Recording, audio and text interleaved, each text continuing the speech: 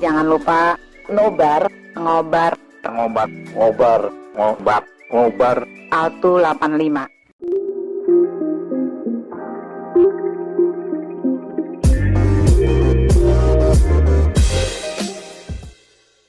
Kita mulai ya.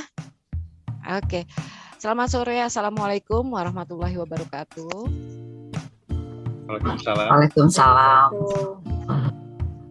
Oke, kita ketemu lagi di Ngobar Altu 85. Semoga hari ini kita semua sehat-sehat ya. Untuk yang teman kita yang sedang sakit, semoga bisa segera kembali pulih, bisa beraktivitas. Ada Adek, Dek, semangat ya Dek, semangat sembuh ya. Iya. Ya, buat teman-teman semua, kita tetap jaga kesehatan, kita ikuti aturan ya, jangan kemana-mana, tetap di rumah aja. Besok, Amin. iya, besok kan hari kerja tuh, saya nggak tahu tuh gimana tuh kalau hari kerja memang nggak boleh ada ke kantor ya Mon, berarti ya tetap di rumah ya Mon. WFH ya, kecuali yang publik kayak rumah sakit, perbankan, hotel itu hanya 50% maksimum. Oh gitu, jadi ya tolong juga ya. besok. Oh iya, Nur Dibagi, gimana dibagi, tuh? Ya tolong Iya. jaga kesehatan ya, benar-benar Siap. dipakai prokesnya gitu kan, benar-benar harus masker 2 lapis sekarang ya. Oke, baik. Mudah-mudahan berita-berita itu membuat kita juga jangan jadi takut ya atau parno, akhirnya imun kita turun ya. Baik, kita lanjut ke Ngobar Altu 85.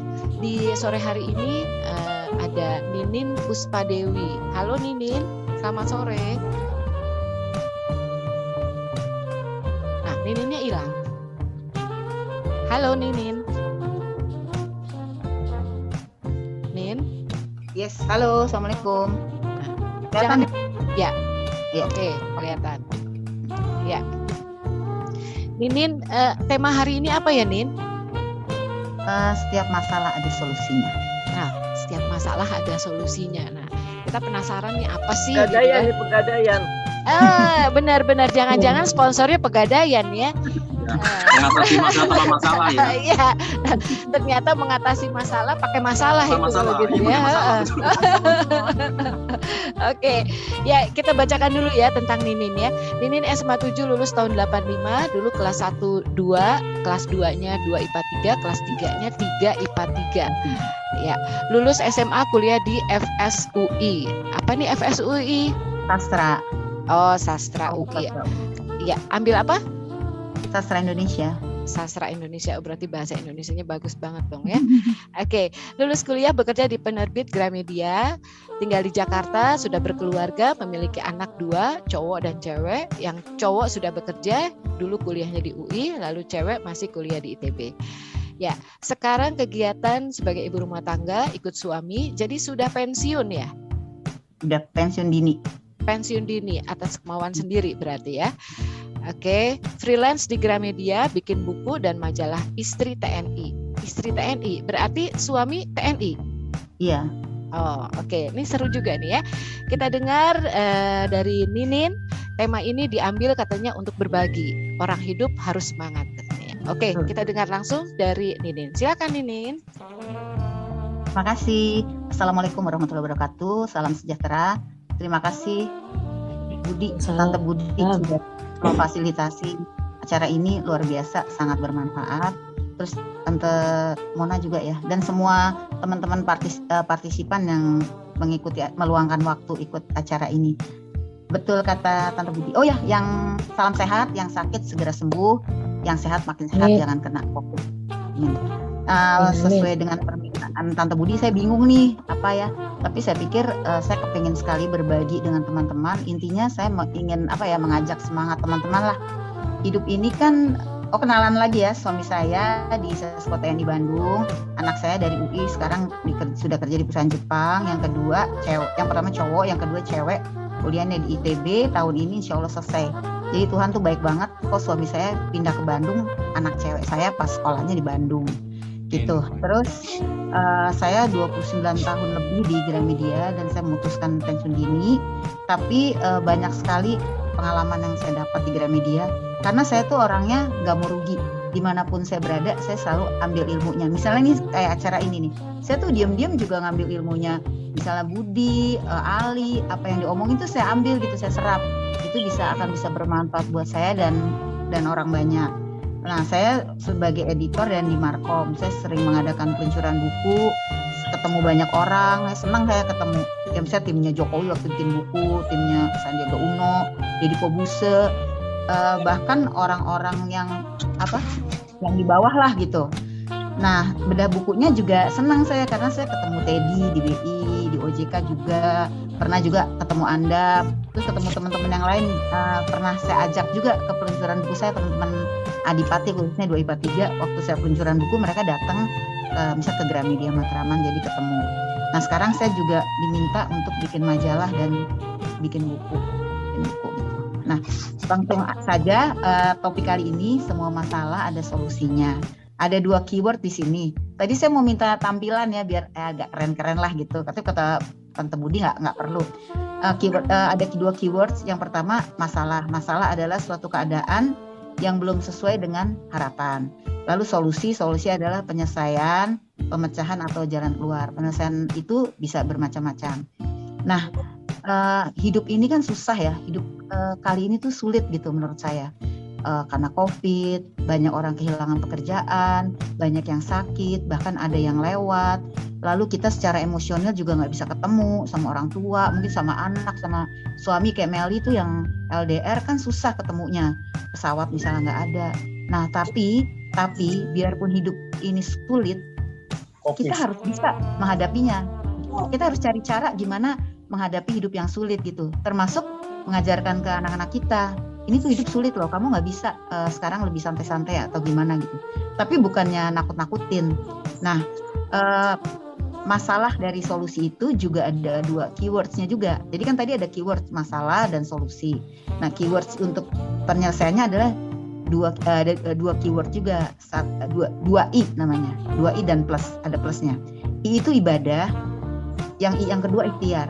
Ibadah di sini tuh maksudnya doa, tobat, syukur, memaafkan, menjalankan ibadah itu. Nah, untuk yang kedua ikhtiar itu usaha kerja, mau berkebun kayak ngurus anak, ngurus cucu, itu usaha. Jadi kita nggak bisa cuma diem aja gitu.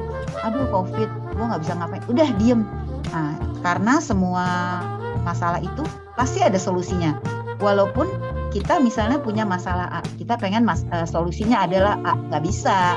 Itu udah ada. Kita harus terima bahwa nanti kalau hasilnya itu nggak selalu A. Ini suami aku ngintip. Kalau kita punya masalah A belum tentu solusinya B. Nah, yang kedua yaitu saya suka tuh ya sama falsafah hidupnya Didi Kempot, yaitu jogetin aja.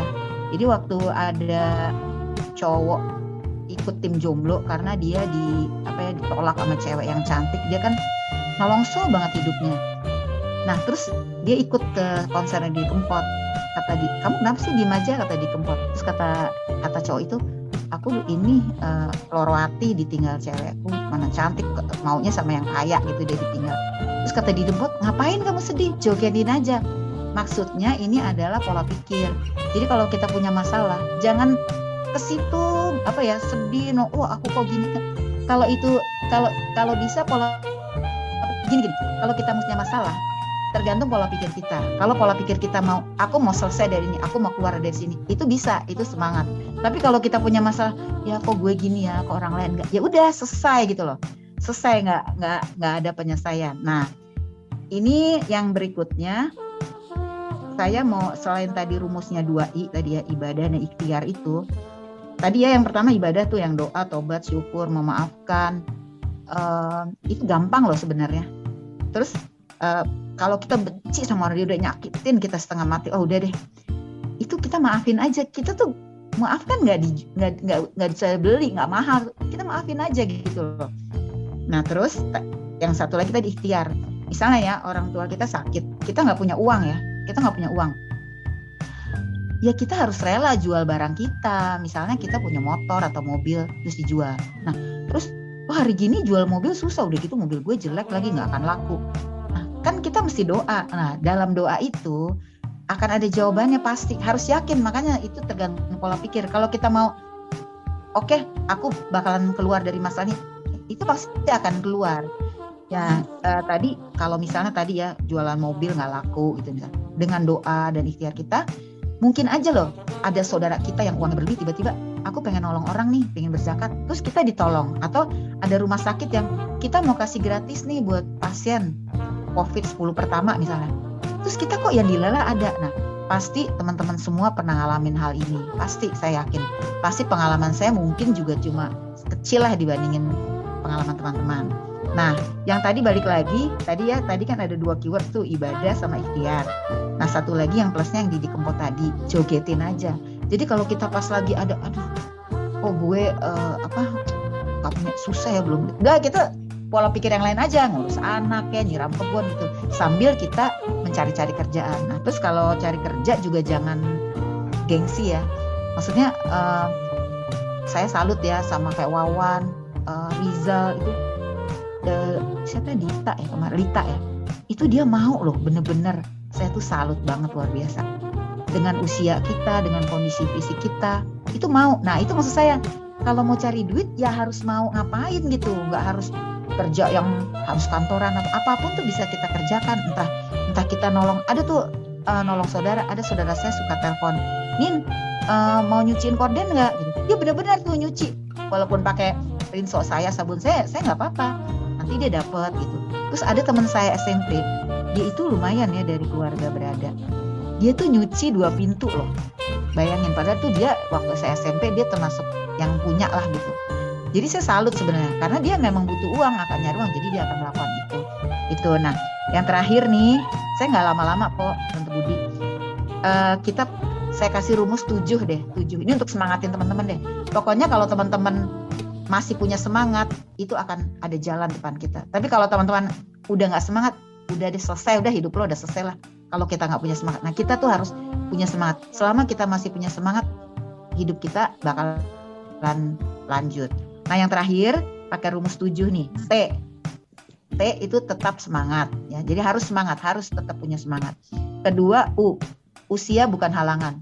Umur 55 misal umur 5 ngajar TK ya nggak apa-apa.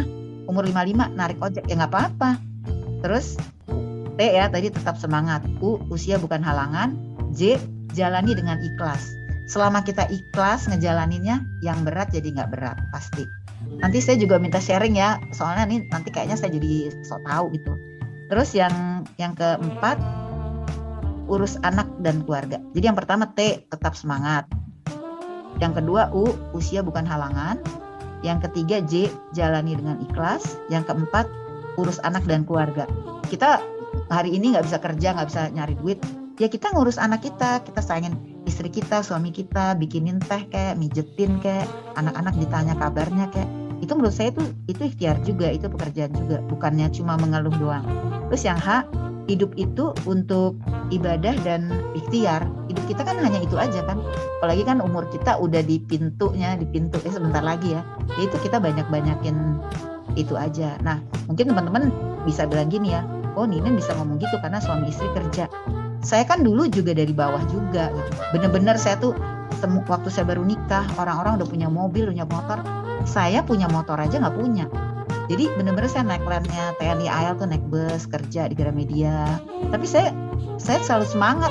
Nggak apa-apa, ini kan ikhtiar kita gitu. Nggak apa-apa, namanya kita kerja untuk nyari uang. Jadi kalau misalnya teman-teman masih punya semangat, udah hidup akan jalan dengan baik. Tapi kalau udah nggak punya semangat, ya udah goodbye aja. Nah terakhir ini tadi dari suami nih ngasih masukan. Terakhir gini, kalau kita bisa menyelesaikan masalah itu bukan karena kita hebat, itu semata-mata karena Allah memudahkan jalan kita. Mungkin dari saya itu aja, Tante Budi. Mungkin teman-teman lebih jago lah, pengalamannya lebih bagus dari saya. Kalau mau sharing silahkan. Makasih. Oke, terima kasih Nin. Bahasanya ngebut juga ya. Ngebut ya? Kedengeran nggak semua? Jelas nggak nih?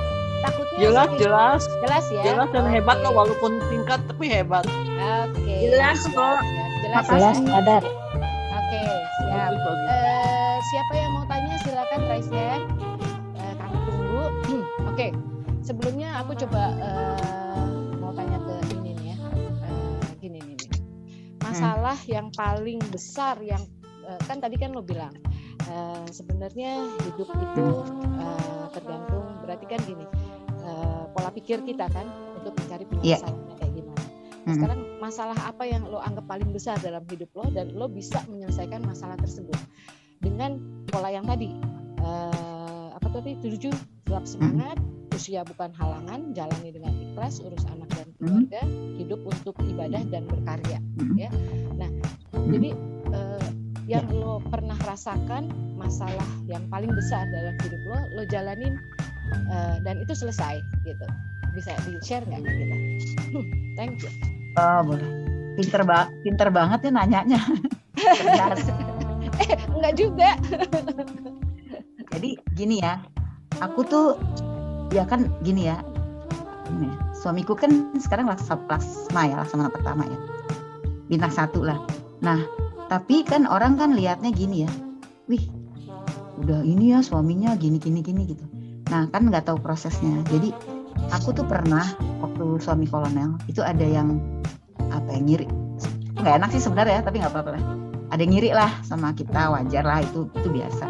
Terus kita dijatuhin, difitnah dan suara sampai suamiku tuh mau dikeluarin, udah sampai ke titik nadir itu. Bayangin aja ya, kita ngerintis tuh dari bawah gitu kan, dari segi ekonomi, karir, semua, termasuk aku juga kan, aku kerja di Gramedia, suamiku TNI, itu gampang-gampang susah sih ya, tergantung pola pikir. Ketika udah sampai di titik yang atas, mau naik bintang, itu difitnah. Akhirnya udah hampir diadu, udah diaduin ke kasar. Nah, aku tuh yakin Allah itu pasti akan menolong kita. Aku tetap semangat, aku tetap harus membela. Aku terus ngaji, doa, semuanya aku mencari-cari siapa yang bisa menolong aku ya. Karena kan kalau di tubuh TNI itu kan susah ya, lebih susah gitu. Ininya persaingannya lebih susah. Sampai tahu nggak, aku tuh ke Elsa Sarif, tau nggak? Aku tuh orangnya lemah loh sebenarnya. Orangnya gimana ya? Nggak suka nonjolin diri, nggak suka begono begini. Aku datang ke dia loh, tiba-tiba ting. Nah, alhamdulillah akhirnya ini loh, aku dihadapkan pada orang-orang yang besar gitu ya, orang besar teman. Nah, alhamdulillah akhirnya selesai gitu. Karena aku setelah itu semangat. Aku harus menolong ini. Aku tuh orang yang lemah, tapi aku harus menolong ini gitu. Aku harus menolong kondisi. Karena kalau misalnya suamiku keluar, pertama keluarga kita udah malu, udah nggak punya penghasilan, malu lah ya. Terus keluarga besar juga kan segala. Nah, itu mungkin yang berat yang aku hadapin tuh itu. Kalau yang lain-lain sih, tapi gini ya Bud, walaupun aku saat itu aku anggap berat, tapi di sisi bagian lain pikiranku aku gini, ya Allah, mungkin kamu kepingin saya naik kelas ya, sehingga saya dicoba yang berat kayak gini gitu. Jadi aku bersyukur ketika aku dapat cobaan yang berat itu, aku bersyukur karena itu semua bakal hilang semua gitu loh. Itu sih paling. Iya. Oke. Itu berat nggak sih? Berat kan? Ya tingkat beratnya macam-macam orang kan pasti ya sendiri-sendiri ya, masing-masing ya menilai itu berat enggaknya. Tapi kan kebetulan buat lo itu masalah yang paling berat buat lo gitu kan.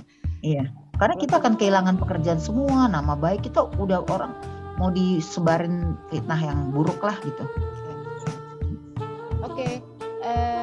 Sebentar, ada chat. Boleh nanya. Sebentar, baca.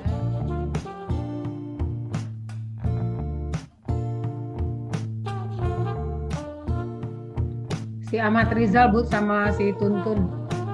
Oke, Ahmad Rizal dan Tuntun silakan. Ahmad Rizal dulu ya. Oke, terima kasih Apu Ibu di. Hai. Assalamualaikum teman-teman. Waalaikumsalam warahmatullahi wabarakatuh. Bu Ninin, Rijal. ya semua mau nanya boleh nih, Bu Ninin. Boleh. Bu Ninin kan termasuk wanita karir ya dulunya ya. Nggak harus. Merangkap istri seorang prajurit lagi ya. Iya. Kan kalau wanita karir kan cara pembagian waktu itu mengurus anak, istri, Iya. suami ya. Terus kadang-kadang kan suami kan suka ditugaskan ke daerah. Apakah Bu Ninin selalu ikut apa gimana Bu Ninin? Begitu Oh, iya. aja, simpel aja. Makasih. Cara bagi. Makasih, pertanyaannya nggak simpel kok, pertanyaannya bagus. Ya, terima Kalau kasih. karir-karir amat sih, makasih. Kalau karir-karir amat sih saya enggak lah. Jadi gini, memang ada pengorbanan ya. Pengorbanan paling kita LDR. Terus anak-anak mau nggak mau tuh anak yang ibunya kerja sama enggak, ya tetap aja. Biar kata ada handphone, ada telepon, tetap aja lebih bagus yang ibunya di rumah sih kalau menurut saya. Karena waktunya lebih banyak dengan anak di rumah. Biarpun kita bilang, oh kita bisa kok jaga ini nggak bisa. Menurut saya ya yang kerja, tetap aja ibu yang di rumah itu lebih baik. Asal dia memang jadi ibu yang baik ya, bukan di rumah terus marah-marahin anaknya. Tetap aja, karena apa gini, kalau ibu anak jatuh ya, dia sakit. Dia kan paling cuma telepon, "Ma, aku sakit." Oh ya, nggak bisa kita peluk, nggak bisa kita apa. Atau ketika anak lagi galau ya, mungkin dia dikatain temennya atau apa. Dia kan nggak bisa curhat sama kita. Kalau kita di rumah tuh beda, kita bisa kenapa, bisa ini. Jadi menurut saya pasti ada kurangnya lah kalau ibu yang bekerja. Nah, untuk soal suami tugas, suami saya pernah jadi Danlanal Bangka Belitung tuh hampir 2 tahun. Saya setiap Sabtu Minggu ke sana. Kebetulan kan waktu itu pesawatnya murah dan deket. Terus udah gitu juga saya suka izin. Nah, jadi saya nggak bisa berkarir mulus. Misalnya teman-teman saya jadi manajer ya saya nggak bisa. Nah itu saya harus terima gitu. Kalau saya mau paksa bisa, tapi ya ada yang istilahnya amsyong ya, ada ya gitu. Jadi saya tetap nomor 1 keluarga sih. Kalau saya suruh milih tetap nomor 1. Nah kebetulan suami saya juga orangnya senang kalau istrinya kerja kali. Jadi ya kalau suami sebenarnya nggak ada masalah. Terus pimpinan kita kebetulan juga suka. Nah, saya mengimbanginya dengan gini. Mungkin di kantor saya lebih banyak memberi kerjaan lagi, berkontribusi. Di kantor suami karena saya jarang datang, misalnya saya ikut bikin artikel atau apa. Jadi saya solusinya saya tambahin kerjaan saya di kantor suami sama di kantor Gramedia ya. Akibatnya saya lebih capek pasti gitu. Pasti ada ininya kok, pasti ada, nggak bisa kita dapat semua gitu. Kalau saya ya, karena saya terbatas. Jadi saya paling itu ya karir saya mungkin nggak bisa mulus kayak orang-orang jadi apa gitu, enggak. Tante Dian, Tante Budi, Ya. Tante Budi, aku mau kasih hadiah buat Rizal ya. Boleh, silakan. Ini penanya pertama, tapi nanti yang lain kita undi ya. Ini buat Rizal ada uang 75.000 dari BI sama voucher sama Imani dari BNI 50.000 buat Rizal ya. Ntar minta alamat. Terima kasih. Oke. Ya. Selanjutnya ada tanya-tanya lagi. Aku baca chatin dulu ya. Tuntun, Bu. Tuntun dari tadi udah mau nanya, Bu. Tuntun ya, Tuntun. Iya. Iya, betul. Tuntun. Silakan. Ya, Assalamualaikum warahmatullahi wabarakatuh. Waalaikumsalam. Salam. Ini mau nanya tadi Ya. ada solusi kalau dibilang pada saat sulit barang apapun solusinya kita jual. Kalau memang punya barang, kalau nggak ada barang, nah pertanyaannya seperti itu. Kalau nggak ada barang, kita kan bingung. Nah mau nggak mau kita harus selama kita hidup lah di lingkungan. Kalau kita nggak baik juga kita cari pinjaman bakal sulit. Tergantung kitanya dengan bertetangga. Iya. Nggak mau jadinya kalau barang nggak ada yang dijual akhirnya kita jual apapun yang kita punya kata Ninin tadi. Jadi kalau yang nggak ada gimana? Minjem dengan tetangga. Itu aja. Jadi solusinya juga gitu, kita cuma mau nambahin. Kalau memang nggak ada barang ya mungkin seperti itu ya. Nah, bisa mau nggak mau jadi minjem ke tetangga atau kanan kiri lah atau ke kawan. Jadi itu sedikit saya tambahan aja, sedikit itu aja. Terus tadi tadi menjaga anak, poin nomor 4. Poin nomor 4 ya. Nomor. Iya kayaknya. Kak, ya urus keluarga. Iya, urus Iya. keluarga. Terus keluarga. Heeh. Nah, jadi di luar tugas berarti ngurus keluarga ya di saat seperti inilah di dalam katanya pandemi ada PPKM. Di saat seperti inilah kita dekat dengan keluarga, berkumpul, ya istilahnya kerja juga dibatasi dan segala macam dibatasi.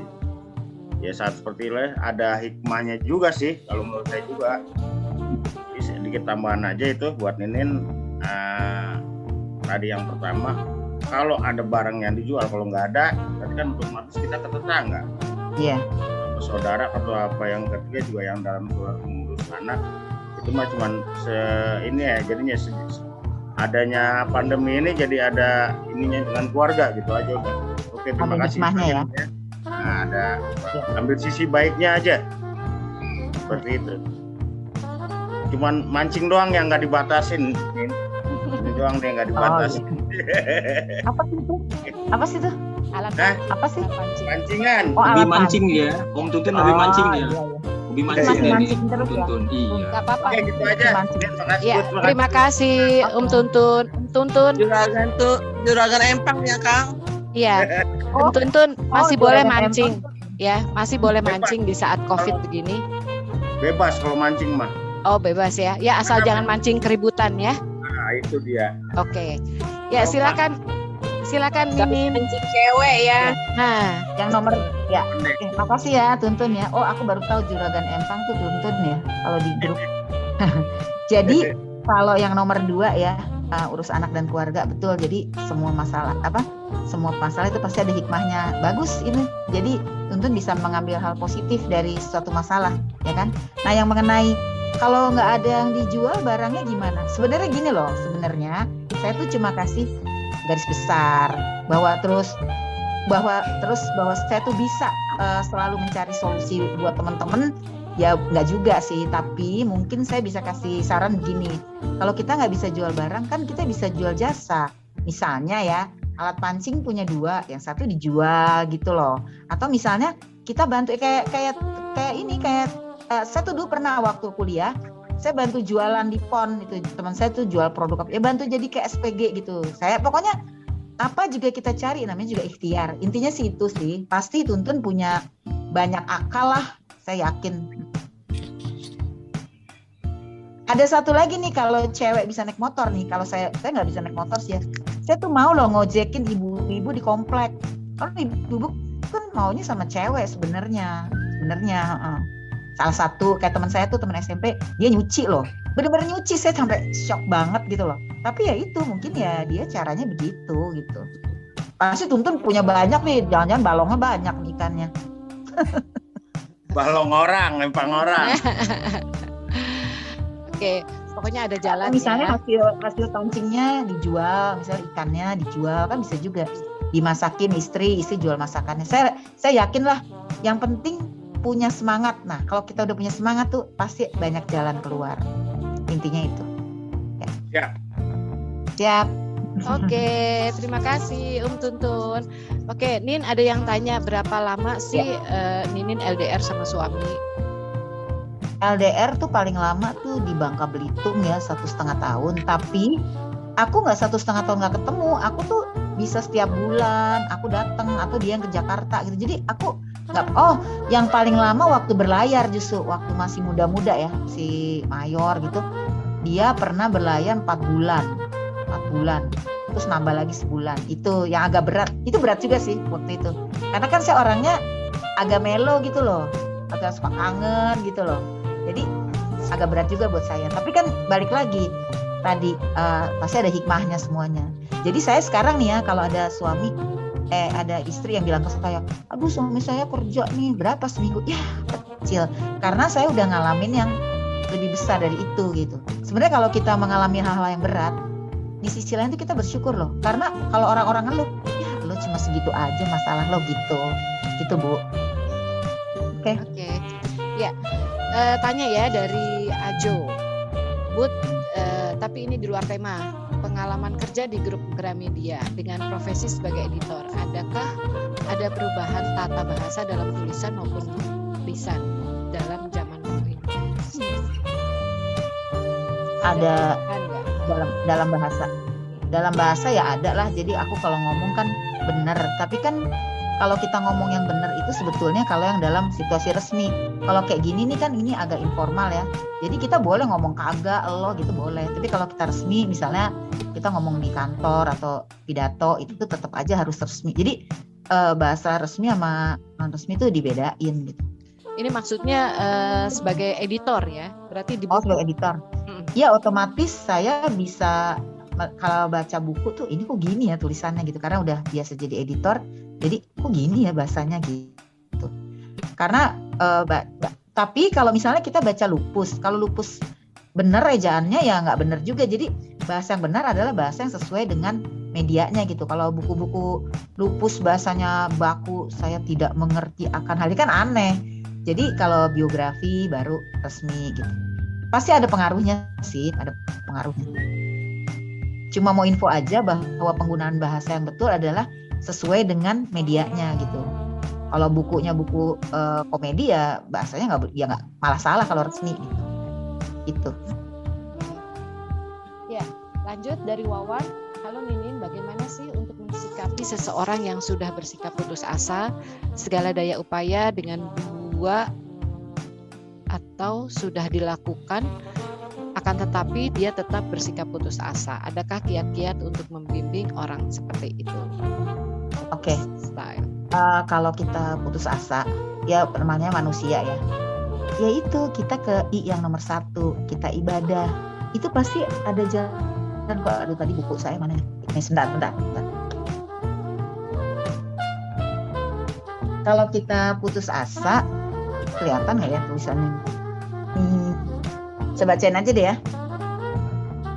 Dan apabila hamba-hambaku bertanya kepadamu tentang aku, maka jawablah bahwasanya aku adalah dekat. Aku mengabulkan permohonan orang-orang yang berdoa apabila ia memohon kepadaku.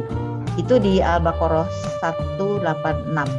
Jadi di situ orang-orang yang berdoa, ini untuk yang muslim ya, maaf ya. Orang-orang yang berdoa di Al-Baqarah 186 itu pasti akan dikabulkan. Dikabulkan tuh bukan berarti kita minta A dikasih A loh ya. Kita minta A mungkin dikasihnya B. Untuk yang non muslim pasti kan juga doa-doa yang itu juga yang bagus-bagus juga banyak. Jadi maksud saya ketika kita putus asa, kita doa gitu. Terus kita doa. Nah, kalau bisa sih jangan sampai putus asa ya. Aku sayang banget kalau orang udah yang putus asa. Tuhan tuh pasti akan mengabulkan doa kita. Dan itu harus yakin loh.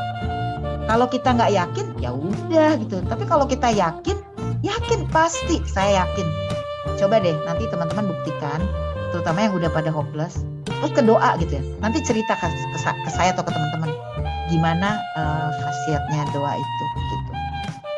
Soalnya maaf ya Budi dan teman-teman, saya bukannya so tahu. Cuma saya memang sudah mengalami beberapa permasalahan. Saya yakin lah teman-teman juga pasti juga pernah ngalamin masalah-masalah dan juga ada jalan keluarnya dengan cara teman-teman. Iya. Ada lagi? Ya, pertanyaan selanjutnya masih dari Wawan. Itu yang pertama katanya. Yang kedua, kalau ada yang curhat sama seseorang, apakah bisa orang yang curhat itu tiba-tiba merasa nyaman dengan yang menerima curhatan? Kadang ini yang bikin bingung. Gimana jawabnya ya? Ya tergantung ya. Kalau gini. Tapi sebaiknya kalau curhat yang aman ya, maksudnya gini, kita jangan curhat sama istri orang atau suami orang. Jangan deh. Kalau menurut saya jangan. Curhat aja sama sesama cewek, kalau cewek cuma cewek, cowok sama cowok gitu. Sekali mungkin iya ya, tapi sebaiknya sih jangan lah. Gitu. Tadi pertanyaannya gimana ya? Kita bisa nyaman nggak curhat sama orang? Maksudnya kalau curhat itu, kalau perempuan itu lebih enak karena dia bisa curhat. Kalau laki kan jarang curhat ya. Jadi kalau perempuan punya masalah, dia curhat aja sudah meringankan ininya ya, udah meringan masalahnya, penderitaannya dalam tanda kutip. Tapi kalau cowok kan enggak. Tapi kalau memang cowok mau, ya curhat aja. Nah, curhat itu kan nggak usah selalu sama orang. Misalnya kita ngomong aja di kaca, itu bisa juga. Atau nulis. Saya tuh kalau sebel sama orang ya, sebelnya udah dihubungin. saya sebutin aja, ada nama-nama binatang juga saya sebut sih. Dasarnya si A gini-gini. Habis itu saya robek, saya buang aja udah. Nah itu memaafkan ya, itu memaafkan tuh kita harus ada. Dan belum tentu juga loh dia itu salah. Misalnya ya kita punya tetangga nih, sombong banget ya dia. Begini. Gue sih nggak mau teguran lagi. Maafin aja. Atau yang tadi jogetin, gue nggak perlu dia aja, udah. Tapi bukan berarti itu kita jadi nggak mau nolong dia, nggak mau ramah dia. Kalau saya sih kalau beneran sombong, kalau saya lewat ya saya senyum aja, dia nggak senyum ya udah. Nggak bayar inilah senyum. Itu Tante Budi. Ya. Oke, kalau yang ini saya mau curhat juga sama Nini. Tadi Nini bilang kalau curhat tuh jangan ke suami orang atau ke istri orang gitu kan ya. Nah ini repot buat gue karena apa? Gue di tempat kerjaan temannya cowok semua gitu. Dan gue bingung kalau gue nggak boleh curhat sama mereka dan mereka nggak boleh curhat sama gue. Karena apa? Karena ya itu dunia kerjaan. Kadang kita harus ya kita bicara ya pekerjaan, ya curhat yang lainnya gitu kan. Akhirnya yang ya kayak gue udah istri orang ya gue cerita gitu kan sama temen gue yang sudah jadi suami gitu. Jadi kayaknya mungkin nggak bisa juga ya seperti itu gitu mungkin ya. Atau gimana tanggapan dari teman-teman mengenai hal ini? Kalau aku dulu ya, mungkin gini kan yang paling bisa ngukur sebenarnya kita kan. Sebenarnya kita tuh cocok nggak curhat ini ke si A kan kita yang Cuma maksudku gini kali, jangan curhat masalah keluarga. Misalnya aku lagi ribut nih sama suami, jangan curhat ke laki-laki gitu loh, jangan curhat ke temen. Misalnya aku curhat ke Ali gitu, Ali gue ini mas suami gue nih. Kalau menurut aku sih, kalau aku pribadi kalau masalah keluarga, aku bener-bener nggak pernah curhat ke orang luar, kecuali ke keluarga aku ya. Misalnya ke kakaknya suami, malahan kakak suami yang cewek, atau misalnya ke adikku gitu, atau ke ibuku gitu, atau ya aku tulis aja gitu, aku cari jawaban sendiri gitu, atau mana tahu juga aku yang salah. Nah kalau Budi kan mungkin lebih bisa ngukur ya permasalahan ini ke siapa, orangnya siapa, apalagi di lingkungannya kan cowok semua. Atau mungkin teman-teman ada yang punya pendapat? Ada yang punya pendapat? Kalau gue sih lebih baik curhat kalau masalah keluarga ke Allah aja kali ya, ke Tuhan ya. Jangan ke orang kali ya, itu lebih bahaya ya. Coba komen dikit buat. Ya, gimana? Menurut gue mah gini, curhat ke walaupun ada teman kerja, benar-benar yang kita bisa percaya dalam menjaga rahasia curhatan apapun, apalagi tadi yang salah satu ya yang mengenai kata ini juga benar, jangan sekali-sekali curhat kita soal mengenai suami atau kehidupan rumah tangga yang notabene istilahnya rahasia lah ke orang lain. Jadi kalau kita curhat hal yang lain segala macam hal yang benar-benar kita percaya dan bisa bisa kunci pintu mulut, kuncinya buang. Cuman dia doang yang tahu, jangan sampai ke kanan kiri. Itu aja udah. Itu aja. Ya. Oke. Thank you pendapat yang tuntun. Oke, ada lagi yang mau langsung? Ini ada pertanyaan dari Om Joko, kayaknya kepanjangan deh kalau aku yang bacain. Jadi bagaimana kalau Om Joko langsung tanya? Silakan Om Joko. Silakan. Iya. Maaf ini terkait dengan tadi ya di ujian ya terkait dengan masalah. Tapi kalau dengan tanda petik ya, kalau sesuatu itu kita sebut masalah, itu kan biasanya kita akan menjadi lemah gitu. Beda dengan kalau itu kita anggap sebagai tantangan gitu. Tantangan kan adrenalin kita bisa timbul, kemudian kita berusaha mungkin seperti ibadah ataupun ikhtiar tadi ya yang dilakukan. Nah itu mungkin lebih pas itu kalau disebut itu tantangan ya. Nah mungkin terkait dengan tadi pertanyaan Umawan juga banyak yang down segala macam mungkin karena itu menganggap masalah bukan tantangan gitu. Nah, mungkin ada tips ya mungkin terkait dengan pengalihan mindset itu dari masalah menjadi tantangan dia. Mungkin itu. Makasih. Ya, wah keren nih. Jadi malah Mas Om Joko malah ngasih solusi lagi. Jadi masalah jangan kita anggap masalah, tapi kita anggap sebagai tantangan. Itu pola pikir ya, mindset langsung. Jadi ada masalah, misalnya keluarga sakit nggak punya duit, jangan dianggap masalah, dianggap tantangan. Itu namanya pola pikir. Ya terima kasih. Jadi udah langsung dijawab nih ya. Jadi maksudnya Zoominar saya ini malah dapat masukan, dapat insight. Terima kasih. Ya, terima kasih Om Joko. Iya, sama-sama. Makasih Tante Putri. Ya, selanjutnya dari Ali. Om Ali, dilema nggak Bu Ninin setelah pensiun dini karena merintis karir dari bawah dan sekarang urus keluarga. Oh ya. Iya. Ya pertama saya merasa wah saya bakalan ini nih power syndrome nih ya, biasa ketemu orang, biasa capek, tapi saya nggak tahu ya, saya heran juga kok saya enggak ya, bener-bener enggak, belas malah saya bersyukur kok lebih enak kayak ternyata dunia saya sekarang, saya bisa kumpul keluarga, saya bisa dampingin suami ya, mungkin itu lagi ya karena saya niatnya keluarga ya, jadi saya bener-bener nggak tahu ya kok kenapa nggak dari dulu ya gitu. Malah saya tuh malah berpikiran gitu. Mungkin karena saya perempuan yang bukan power kali ya. Mungkin kalau tipe-tipe wanita karir beneran gitu mungkin beda ya. Kalau saya enggak, benar-benar bersyukur banget. Bahkan Dilala kan suami saya pindah ke Bandung. Jadi kan saya pulang pergi jadi heboh. Terus kebetulan kegiatan di Bandung tuh agak padat waktu itu. Terus di Jakarta saya juga dimintakan sama Panglima TNI kan suruh masuk timnya redaksi. Jadi sibuk juga, akhirnya mungkin karena udah ke-distract sama kesibukan sebagai istri TNI, jadi saya benar-benar nggak ngerasain. Bahkan saya pengennya jauh, kenapa nggak dari dulu gitu. Walaupun saya sangat bersyukur bisa bergabung di Gramedia hampir lebih 30 tahun. Gitu Om Ali. Ya, terima kasih Bu Ninin. Ya, siap. Nah. Oke. Ya. Waduh, kelihatannya seru nih. Mau tanya nih dari Indah. Oke, silakan. Ya. Indah.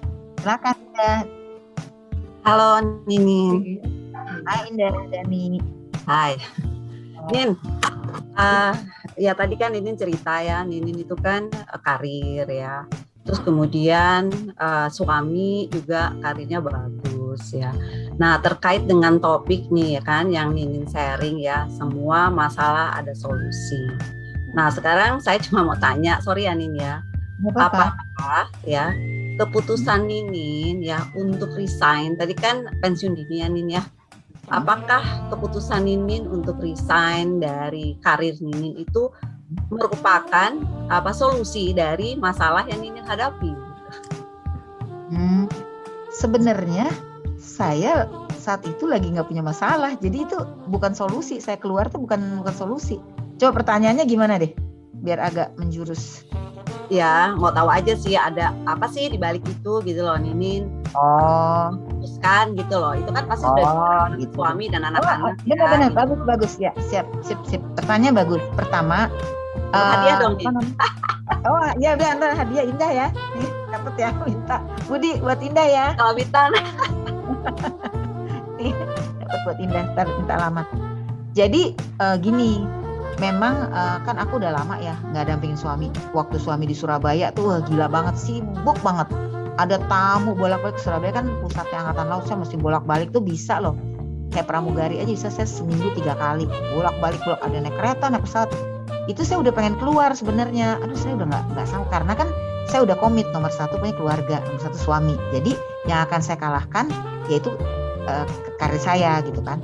Jadi saya nggak berat kalau saya memutuskan saya harus keluar, saya nggak berat karena saya udah punya komitmen itu. Nah terus tapi tetap lanjut.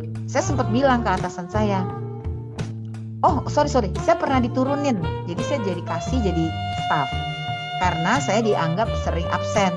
Terus saya bilang, apa saya keluar aja ya, saya bilang sama pimpinan saya.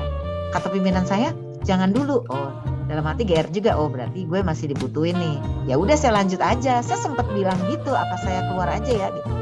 Nah, makin kesini kan banyak anak-anak muda nih, anak-anak muda yang lebih jago lah daripada saya. Itu saya pikir ini kayaknya persaingannya udah kurang sehat gitu.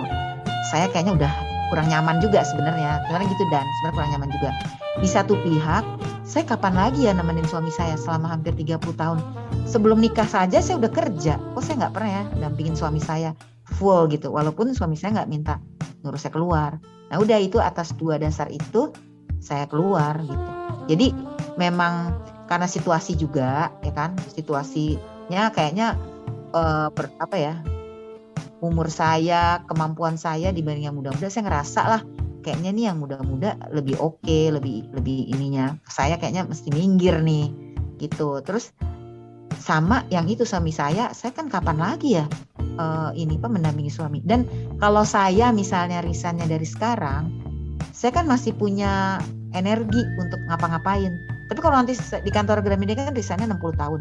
Kalau saya masih nanti nunggu 5 tahun lagi, saya mungkin udah megang tongkat, kayak udah nggak bisa produktif.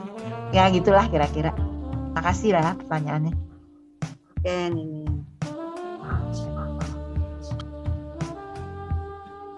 Oke, ada lagi yang mau tanya? Silakan. Boleh nanya? Boleh. Ya. Jenny, halo. Hai Jenny. Halo. Hai Jen, Halo, halo, nih pengusaha gudeg dan PMPD Lampung nih. Hebat. Halo Ibu Dermawan. Jen. Nit, tadi kalau nggak salah kan Ninin editor ya? Ya, editor terus markom. Ninin pernah penulis buku nggak? Pernah. Pernah ya? Pernah nulis buku Semua Masalah Ada Solusinya nggak? Belum. Oh boleh juga ya? Makasih ya. Terus gini. Ya? Laku lah, pasti laku. Dan ini tuh menurut gue cocok banget sih jadi seorang psikolog ya. Yang iya benar, teman curhat yang baik, jadi listener yang baik gitu ya. Terus bisa kayaknya soalnya dulu dari SMA tuh emang ini senangnya suka nasihatin orang gitu deh. Tapi bagus nasihatnya. Mama Dede ya. Jadi kalau ini cuman ini aja sih, saran aja, kalau Nini memang punya kemampuan begitu, coba aja tulis buku mengenai itu ya, dari pengalaman temen misalnya yang ada punya masalah terus ada solusinya gitu. Kayaknya seru juga tuh Nin jadiin buku tuh. Bisa the best seller nih Jelo nih ya, bestseller nanti bukunya ya. Wah, best seller idenya luar biasa. Kalaupun bikin buku, aku pasti aku research dan aku pasti minta masukan dari teman-teman, paling nggak teman-teman SMA 7 masalahnya apa, lalu solusinya bagaimana. Mungkin kalau aku nanti bikin buku. Makasih ya Jelo. Ya sip. Thank you Bud. Iya sama-sama. Jelo, waduh, kita punya Jelo nih di SMA 7. Oke, ada lagi yang mau tanya? Nin? Atau sharing ya? Ya. Mau sharing boleh? Gimana? Kalau aku mikir. Ini gue mau nanya. Oh boleh Meli. Oh dulu. iya Meli. Ya Meli dulu, silakan. Boleh. Nin, waktu le mondar-mandir dari Surabaya ke Jakarta yang lo bilang nggak tiap hari di Gramedia itu, lo punya dapat masalah nggak? Maksudnya ada masalah yang bikin lo pusing gitu, atau gue harus gimana gitu. Terus satu lagi ya Nin, 2. Oke. Kan setiap masalah ada solusinya. Yeah. Terus lu kan biasanya curhat, orang suka curhat atau gimana kan? Terus ada nggak pertanyaan dari maksudnya ada yang orang nanya sama lu, terus lu tuh belum pernah ngalamin pertanyaan itu gitu? Ada nggak kira-kira? Itu aja sih. Oh ya, makasih ya. Pertama, makasih Meli. Pertama, gue itu Oh pasti Mel, gue kerja terus gue Surabaya itu pasti gue punya masalah. Gue tuh pertama tuh gue nggak enak banget sama orang kantor gue karena kan yang lain kan pada rajin, gue suka nggak masuk gitu loh. Memang ada pengorbanan ya kayak gini. Misalnya gue rapat nih, gue mesti datang ke Surabaya sore. Gue naik pesawat yang siang. Gue naik ojek tuh ke Halim karena kan gue harus rapat dulu di Gramedia. Jadi gue harus kejar waktu. Nah kebetulan ya alhamdulillah ya kalau TNI kan ada protokol tuh di Halim. Jadi di check inin gitu ya. Tapi kan gue naik ojek bener-bener loh dari Palmerah ke Halim. Gue tuh bener-bener naik ojek. Gue naik ojek sampai di Halim. Gue naik pesawat. Gue rapat lah di Surabaya. Ganti baju tuh sopirnya gue suruh turun. Gue ganti baju seragam Jalan Senasri. Pulangnya subuh jam 4 gue naik pesawat subuh untuk kerja Gramedia. Jadi dari Halim pulang gue langsung kerja Gramedia. Jadi memang pengorbanannya ini banget deh ada pengorbanannya. Pertama pasti kan gue dinilainya nggak mungkin kantor mungkin masih perlu gue mungkin. Tapi kan teman-teman sekitar gue ini udah emak kagak masuk gitu loh. Gue sangat nggak enak sama teman-teman gue sebenarnya lebih kepada itu. Nah tadi yang lo bilang ada nggak orang yang nanyain masalah ke gue terus gue nggak pernah ngalamin. Gini loh Mel, gue itu kan bukan psikolog, gue tuh bukannya mama dede, jadi bukannya gue nerima orang yang punya masalah ke gue gitu, bukan. Tapi tadi gue mau berbagi aja kalau kita punya masalah atau solusi secara umum gitu loh Mel. Itu tadi 2I ibadah ikhtiar sama yang di Kempot tadi jogetin aja gitu, udah cuekin aja orang nggak bener apa ini. Terus sama yang tadi yang 7 itu yang TUJUH itu, jadi pakai itu aja. Tapi kalau untuk menyelesaikan masalah, kalau gue nggak bisa ya gue nggak akan sok tahu lah ini gue bisa nyelesain atau gue arahin lo sebaiknya ngomong aja ke sini atau itu gitu paling gitu. Kalau memang gue dipercaya dimintain tolong gitu.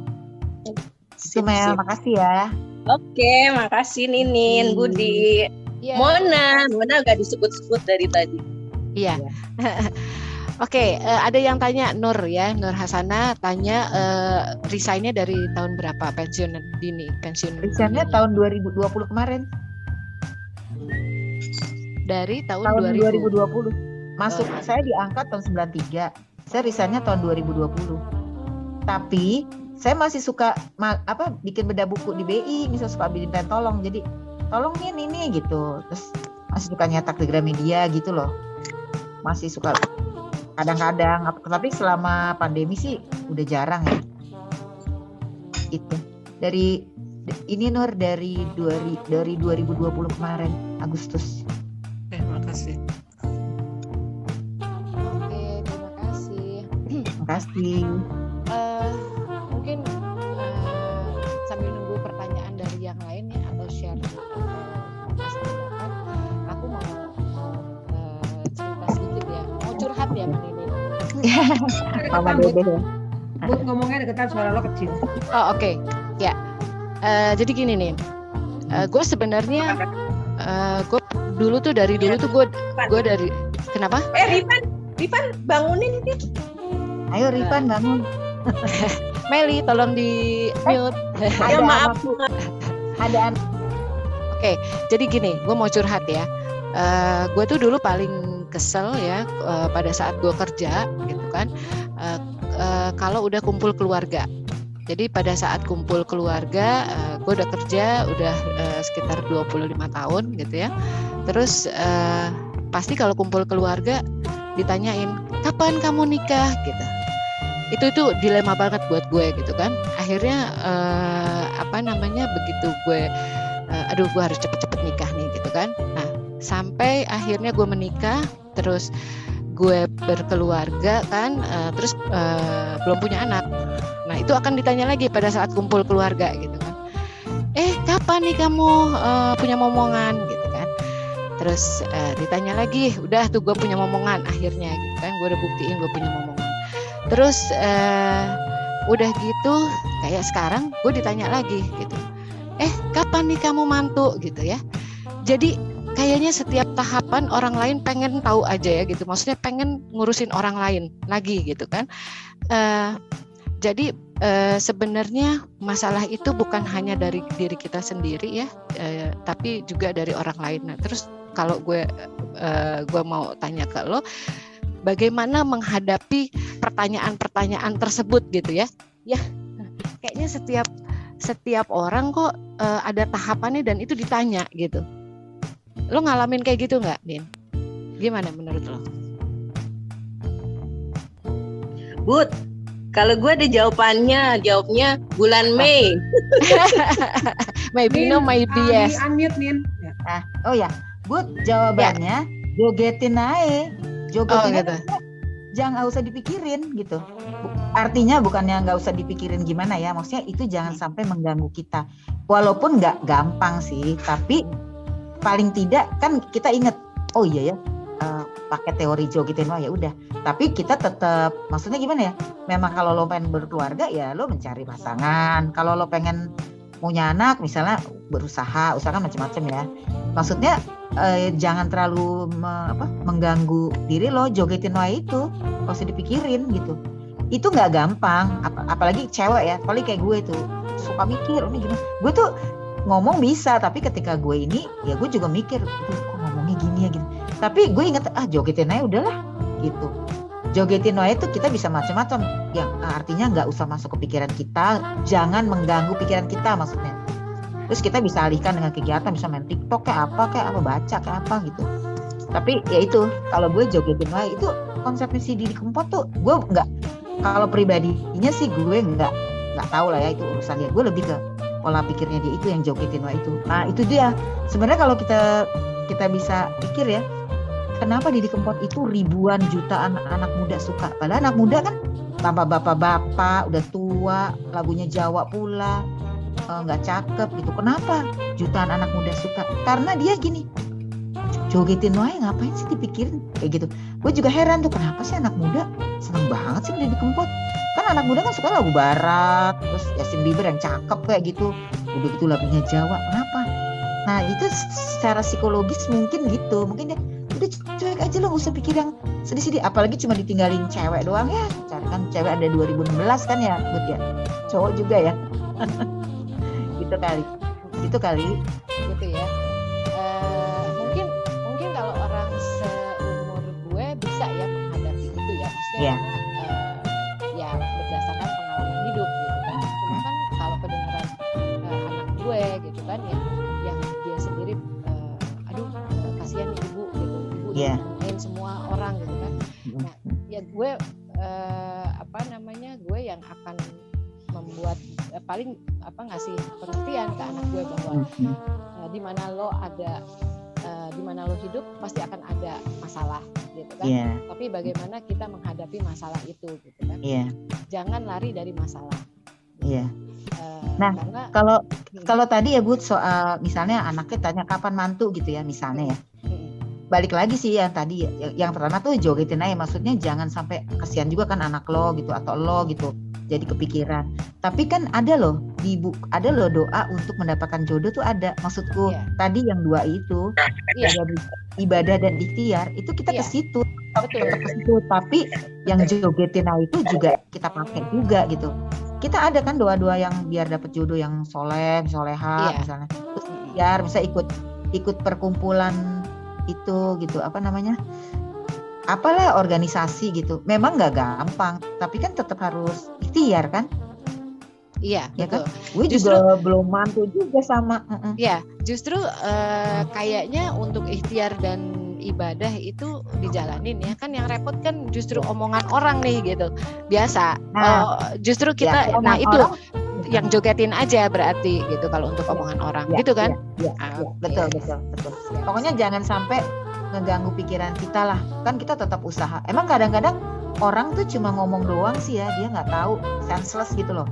Dia nggak tahu bahwa omongan itu tuh menyakiti kita. Nah, makanya kita, kalau lo kan orangnya baik lah di SMA 7 baik semua lah. Makanya kita nggak boleh nyakitin orang supaya kita nggak disakitin juga. Kita nggak nyakitin orang aja, kadang-kadang kita disakitin kan. Curhat nih. Tapi pokoknya kita jangan nyakitin orang deh. Kita menghargai orang. Semua orang tuh kita hargai sama gitu.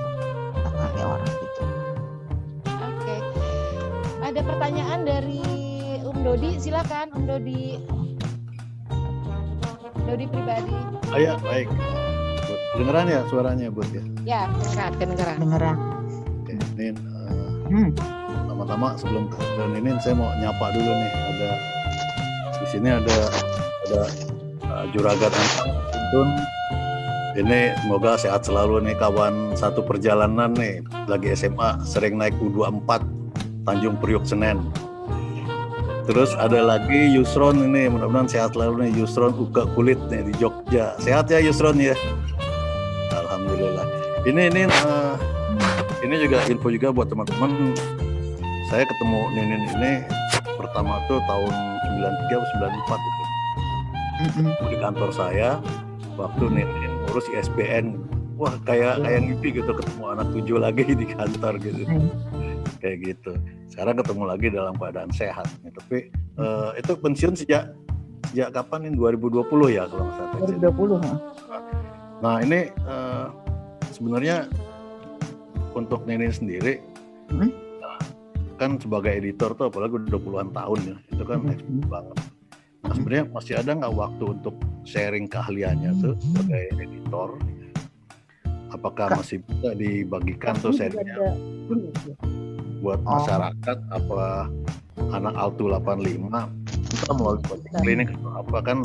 Kalau baik-baik orang kan bisa memberikan manfaat untuk orang lain. Itu aja sih pertanyaannya. Karena sayang juga ilmunya, apalagi editor di Gramedia ya, tanda kutip. Kita tahu lah Gramedia apa. Iya, makasih Om Dodi. Makasih banyak. Ingat aja naik U24 nggak pernah bayar ya. Itu diinget ya. Makasih Om Dodi. Makasih. Kalau editor mungkin nanti terserah Budi lah. Apakah cukup menarik ya? Saya terserah Budi lah. Saya sih mau aja sharing. Seorang editor itu intinya gini ya. Kalau kita seperti koki. Jadi kalau koki itu kan menyajikan makanan, orang tinggal nyantap dengan enak. Nah editor juga sama. Jadi ada buku, sama editor tuh diubah tuh bukunya, diedit. Nah jadi si pembaca tinggal enak bacanya. Nah kalau teman-teman misalnya ini buku nggak enak banget sih bacanya, males. Nah itu berarti editornya nggak bagus. Tapi kalau di buku ini enak tuh bacanya nih, asik nih terus satu halaman bolak-balik bisa. Nah itulah peran orang editor di situ.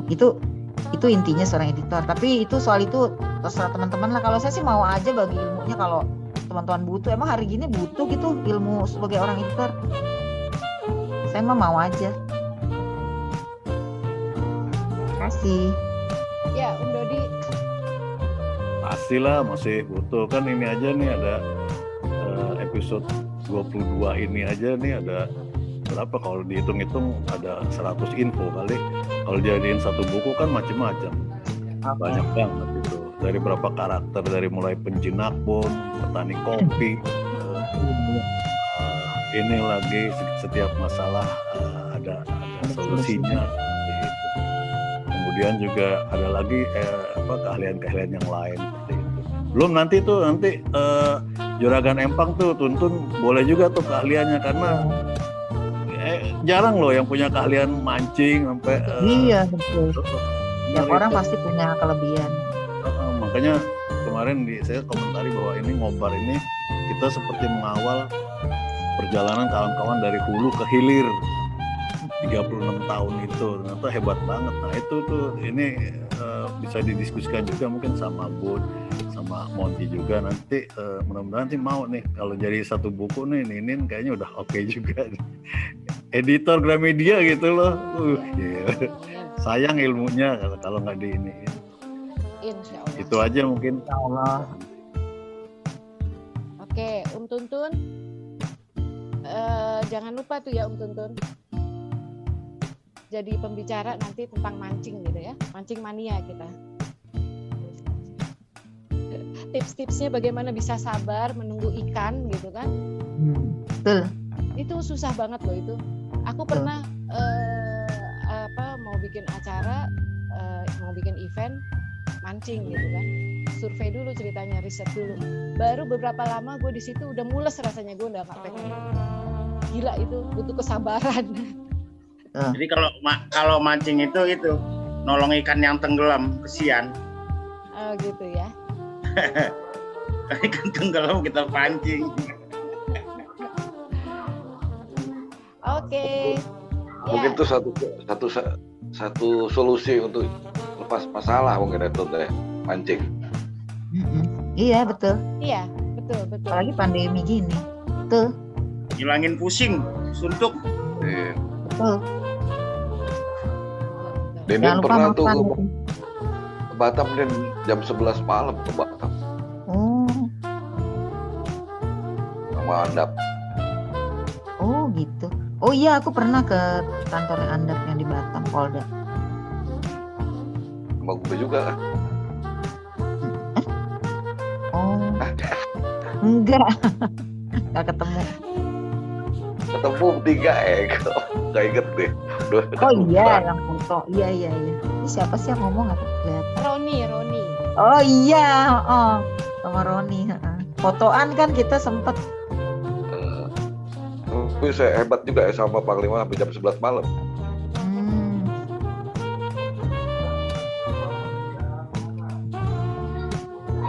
Oke. Ada lagi yang mau nanya?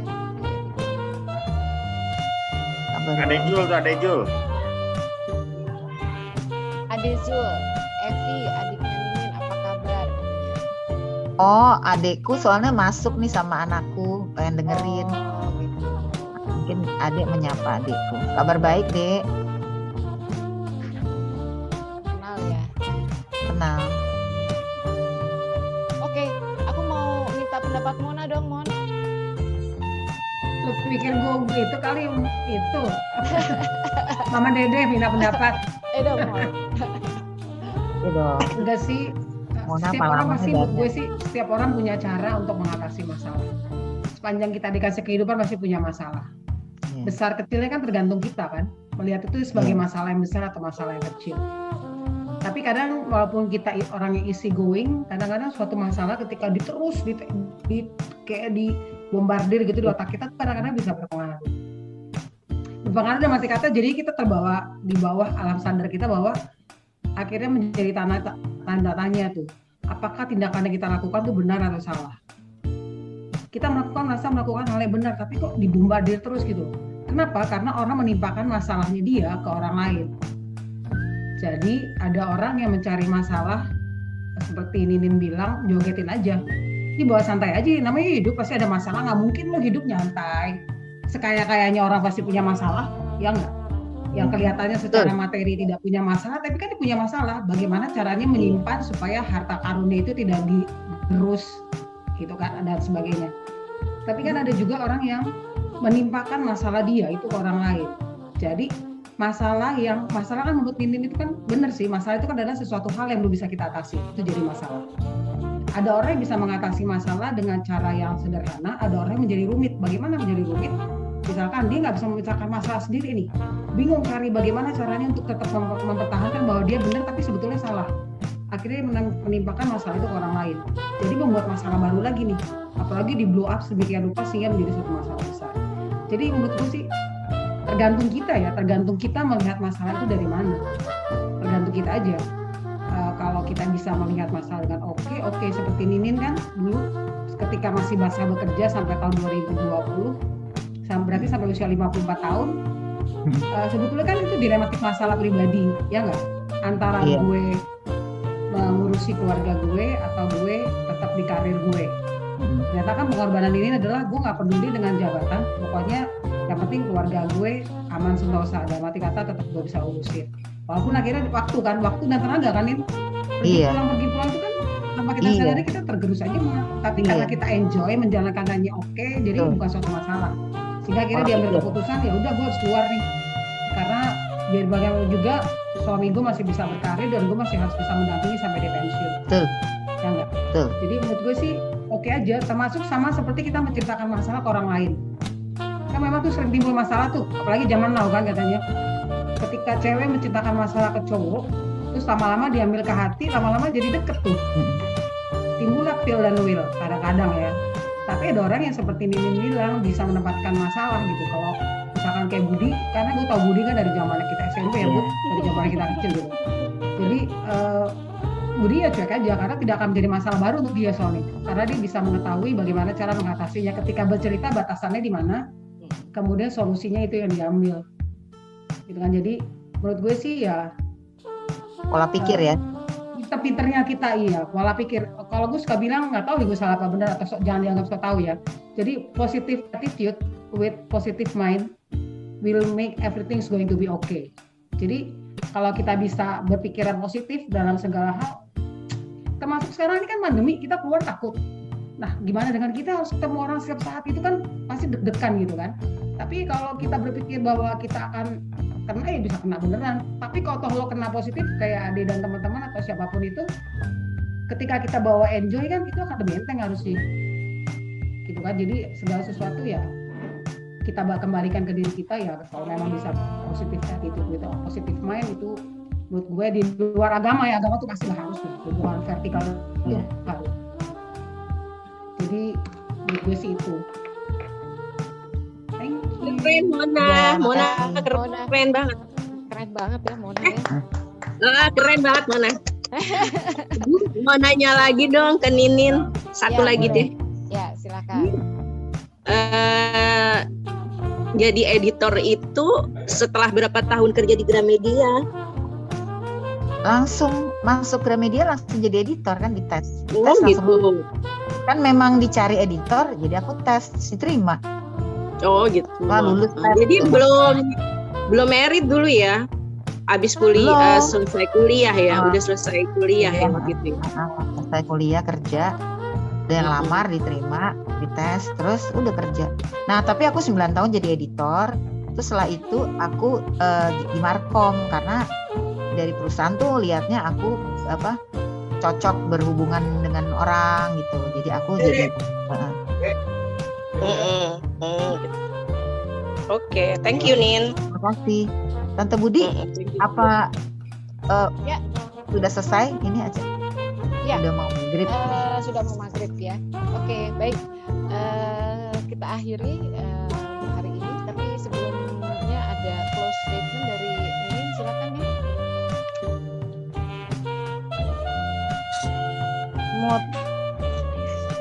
Halo Ninin, masih di mute? Oh oke, kepencet. Jadi intinya setiap masalah itu ada solusinya. Maksudnya kita ibadah, ikhtiar, sama pola pikir. Itu aja. Dan ini yang penting tuh harus punya semangat. Semangat tuh kalau kita masih punya semangat, insya Allah bisa jalan semuanya. Itu aja. Oke. Baik, itulah closing statement dari Ninin. Ninin, ada kuis yang mau disampaikan sekarang? Ada, yang unyu-unyu aja ya. Ya. Tadi kan aku udah mau kasih Rizal ya. Rizal. Indah juga udah dapat tuh Indah. Indah ya, voucher BNI sama uang 75 nih. Kalau Rizal sepaket tadi pertama soalnya. Yang berikutnya Indah sama Jenny ya. Nanti bisa bagi deh. Ini saya kirim aja, nanti saya minta alamatnya ya. Iya. Nanti japri aja deh. Pertanyaan nih. Makasih. Satu nih 75 ribuan nih. Ini kan jarang, duit langka. Mungkin buat teman-teman nggak berarti kali ya. Tapi ini kan duit langka loh. Nah pertanyaannya gini, unyu-unyu aja ya. Emang laku tuh? Laku, belanja tukang sayur kemarin ini laku. Ibu mah nggak tahu gituan. Gue juga mau itu. Itu tukang sayur Gue laku. mau, gue nggak usah ikut tanya-tanya dah. Giman itu Giman. Yaudah, Ini kabar. Giman ku kirim, minta alamat ya. Nih Ya pertanyaan sih, Nanti semua minta kirim. Tuntun juga minta kirim tuh. Oke. Boleh kirimin semua peserta. Ya, minta kalau dikasih mau. Gini, pertanyaan gini. Kalau unta di titik-titik, kalau kelapa di titik-titik. Cuma beda satu huruf. Kalau unta, nih biar nggak tegang, biar nggak beratnya, nyate-nyate aja. Unta di titik-titik, kelapa di titik-titik. Bedanya cuma satu huruf. Misalnya satu dimakan, satu dimakin gitu misalnya. Yang bisa saya kasih 75.000 uang langka. Nggak cetak lagi loh di BI. Tanya sama Teddy. Cuma dikeluarin berapa? Nah, gitu. Itu aja. Jawabannya ditunggu di WA ke 0857 7307 5974. Oke. Ya. Baik, terima kasih Ninin sharingnya untuk hari ini. setiap orang tentu berbeda cara untuk mengatasi masalahnya, gitu ya. Dan Ninin men-share bahwa ada beberapa pola nih ya, ada 7 ya, dan kata 7, tetap semangat, usia bukan halangan, jalani dengan ikhlas, urus anak dan keluarga, hidup untuk ibadah dan berkarya, gitu ya. Oke, baik. Terima kasih Ninin sudah hadir sebagai pembicara di hari ini di Ngobar Alto 85. Terima kasih sharingnya. Terus juga untuk teman-teman semua, terima kasih sudah hadir di kesempatan hari ini. Sehat-sehat dan jangan kemana-mana. Ingat ya, jangan kemana-mana. Nantikan lagi Ngobar Alto 85 minggu depan. Minggu depan bersama, sebentar aku baca lagi. Oh, hari Sabtu Musik and Soul dari Oka. Oke, sampai Sabtu depan ya, ditunggu. Sampai jumpa. Makasih Budi. Sukses. Makasih Budi.